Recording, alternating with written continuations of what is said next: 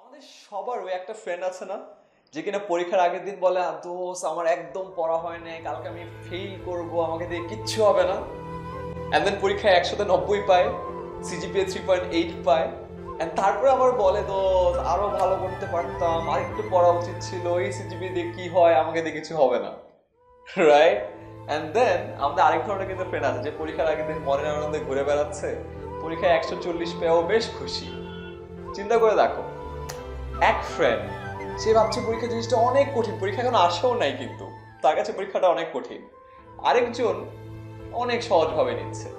যেই ফ্রেন্ড পরীক্ষাটাকে কঠিন করে নিচ্ছে তার চিন্তাটা অনেকটা এরকম, যে এই পরীক্ষায় পাশ না করলে মেবি সে চাকরি পাবে না, চাকরি না পারলে সে বিয়ে হবে না, বিয়ে না হলে তার সংসার হবে না, সংসার না হলে তার লাইফ হবে না, লাইফ না হলে তার ধ্বংস অবস্থা হবে।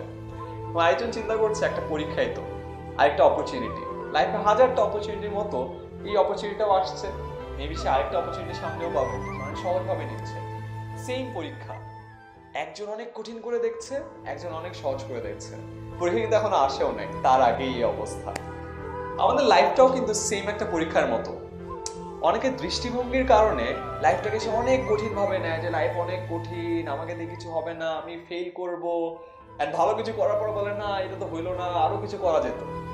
আবার আরেকজন লাইফটাকে অনেক সহজ করে নেয় তার দৃষ্টিভঙ্গির কারণে, এবং খুব সিম্পলি তার অপরচুনিটি গুলো আসে, নেয়, সামনে অপরচুনিটির জন্য ওয়েট করে, ফেইলার আসলে খুব সহজভাবে নেয়। তুমি চিন্তা করো, সেম লাইফ সেম রিয়ালিটি, অনেকের দৃষ্টিভঙ্গির কারণে জিনিসটা অনেক কঠিন হয়ে যায়, অনেকের দৃষ্টিভঙ্গির কারণে জিনিসটা অনেক সহজ হয়ে যায়। তো তোমার লাইফের যে আউটকাম সেটা কিন্তু অনেকটা নির্ভর করে তোমার দৃষ্টিভঙ্গির উপরে। কেউ জিনিসটাকে অনেক কঠিন করে ফেলে, কেউ জিনিসটাকে অনেক সহজ করে নেয়, এবং এই চয়েসটা কিন্তু তোমাদের হাতে।